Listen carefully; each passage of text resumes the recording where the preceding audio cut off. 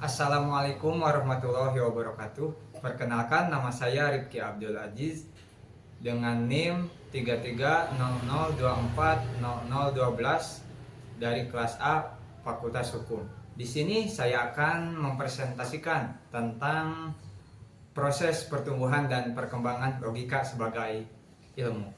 Pertumbuhan dan perkembangan logika sebagai ilmu. Sebelum lebih jauh, kita harus tahu dulu apa itu logika dan apa itu ilmu.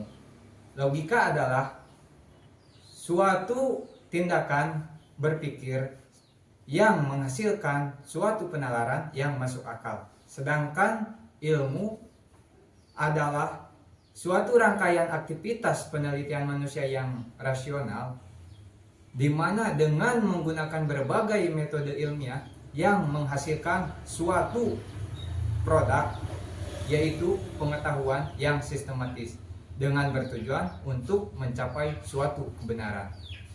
Jadi kesimpulannya, logika adalah sebagian dari ilmu.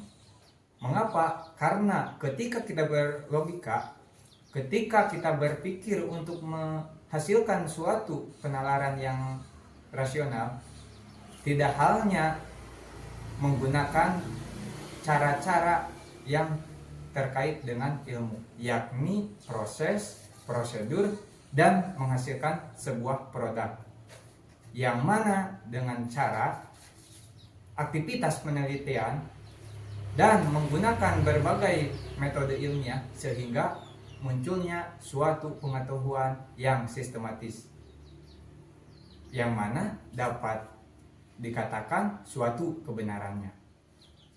Selanjutnya, tujuan dan kegunaan dalam mempelajari logika.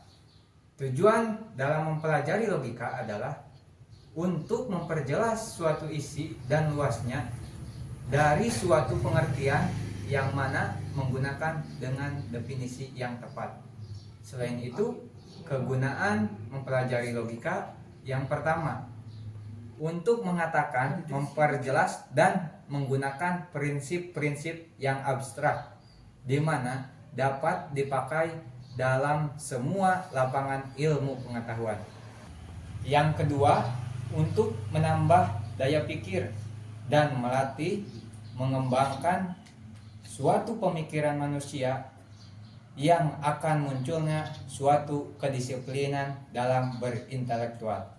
Yang ketiga, memperluas wawasan pemikiran manusia. Selanjutnya, latar belakang diberikannya logika bagi mahasiswa Fakultas Hukum. Yang pertama, logika merupakan pengetahuan tentang karya-karya akal budi yang mana dapat membimbing ke suatu jalan yang benar. Yang kedua, mata kuliah logika menimbulkan kesadaran-kesadaran dan dapat menggunakan prinsip-prinsip yang secara sistematis, karena berlogika merupakan suatu keseluruhan yang hal-halnya dapat diketahui dan dapat dibuktikan.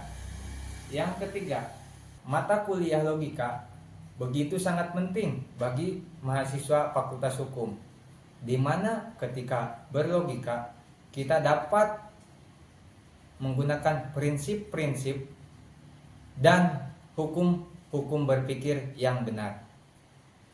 Mungkin seperti itu presentasi yang dapat saya sampaikan.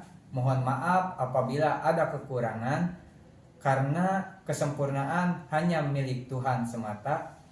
Hidup tanpa kekasih. Cukup sekian dan terima kasih. Wassalamualaikum warahmatullahi wabarakatuh.